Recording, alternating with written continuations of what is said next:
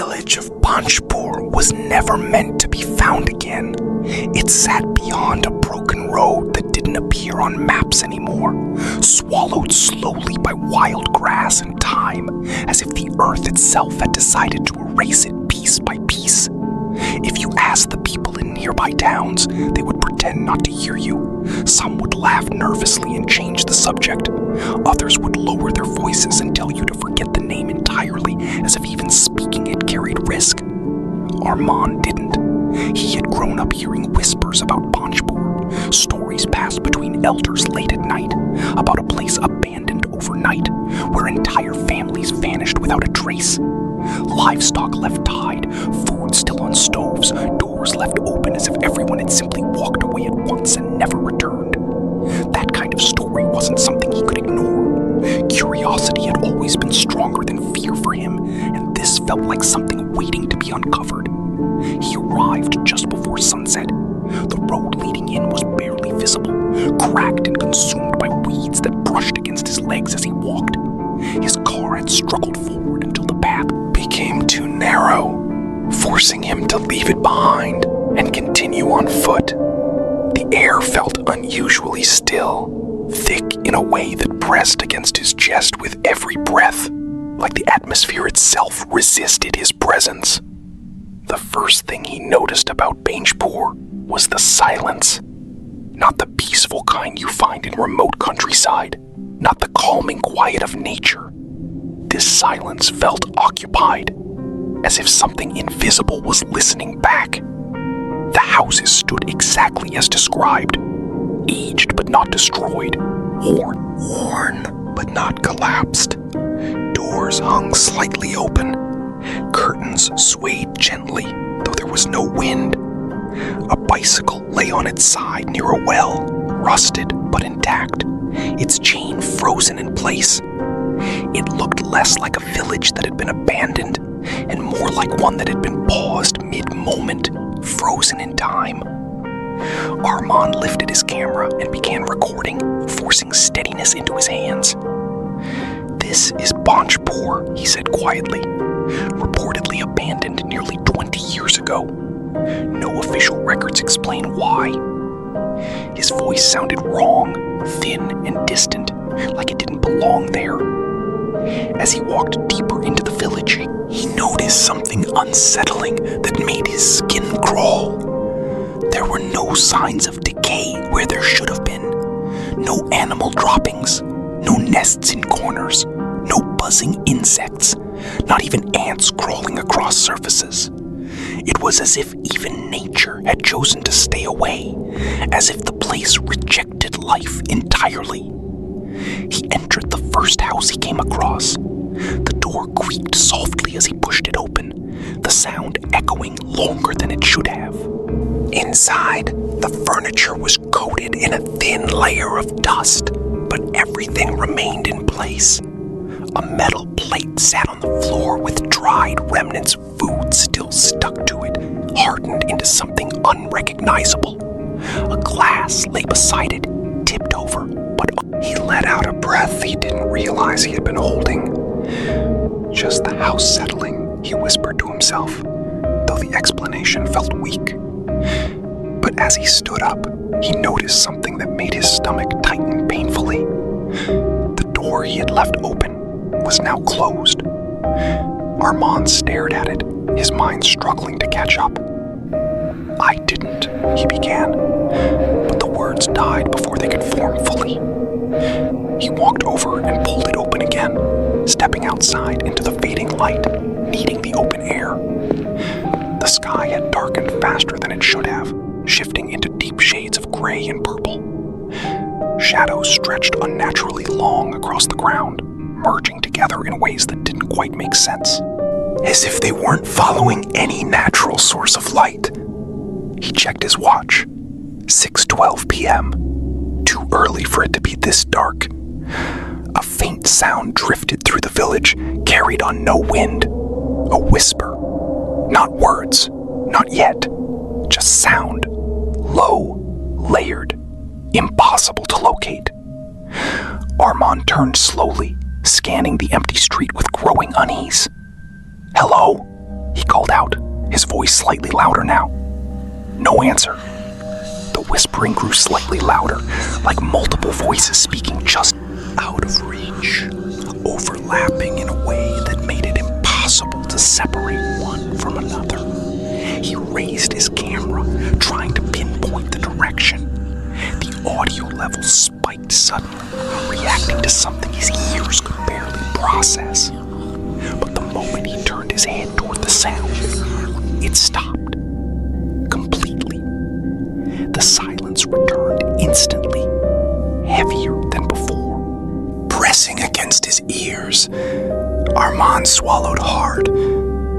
Okay, this isn't normal, he muttered, the words barely steady. He decided to keep moving because standing still felt worse, like waiting for something to find him. As he walked, he began to notice something else that hadn't been there before. Footprints, faint but visible in the dust along the path. They weren't his. They led ahead of him, as if someone had walked the same route moments earlier, just out of sight.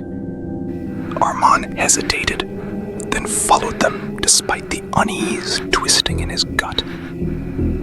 They led to a larger house at the center of the village, bigger than the others, standing like something important. Unlike the rest, its door was fully closed. The footprints stopped right in front of it. He stood there for a long moment, staring.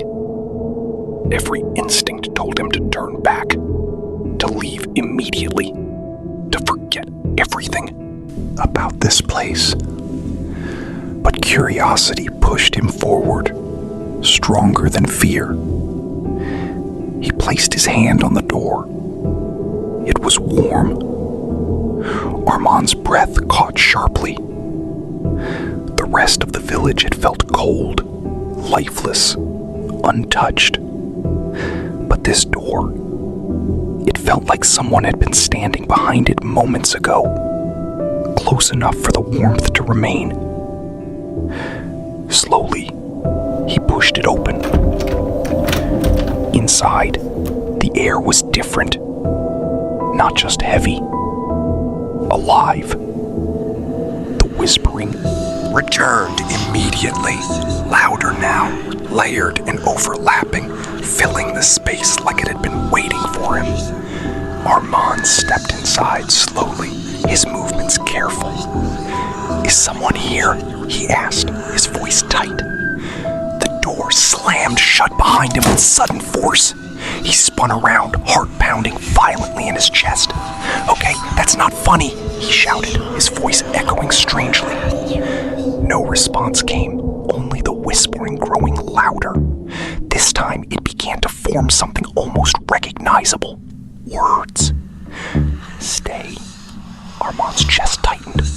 What? He whispered, barely able to speak. Stay. The voice echoed from all directions. Not tied to any single point. He backed away, bumping into a table behind him. Something fell to the floor with a sharp sound. A photograph. He bent down and picked it up with shaking hands. A family stood in front of the house, smiling naturally, unaware of anything wrong. But their faces, they were scratched out completely, violently erased. Every single one, except one. A boy, standing slightly apart from the others. His face was untouched, and he was looking directly at the camera, at Armand. Armand dropped the photograph as if it had burned him. Nope, he said quickly, shaking his head. I'm leaving. He turned toward the door. It wasn't there anymore. Where it should have been was only a blank wall, smooth and unbroken. Armand froze completely. No. He rushed forward, pressing his hands against the wall desperately. Solid. No seams, no handle, nothing. whispers turned into soft laughter, low and mocking. Armand stumbled backward, panic rising fast. "This isn't real," he said, shaking. "This is not real." The room seemed to stretch subtly, the walls bending at impossible angles, shifting in ways that made his vision blur. The air grew colder, draining the warmth from his body. Then, a sound behind him. Footsteps. Slow. Dragging. Armin turned. A figure stood at the far end of the room. The boy from the photograph. But something was deeply wrong. His body was too thin, stretched unnaturally. His arms hung too long at his sides, almost brushing the floor. And his face, it was blank, completely smooth, like it had been erased from existence.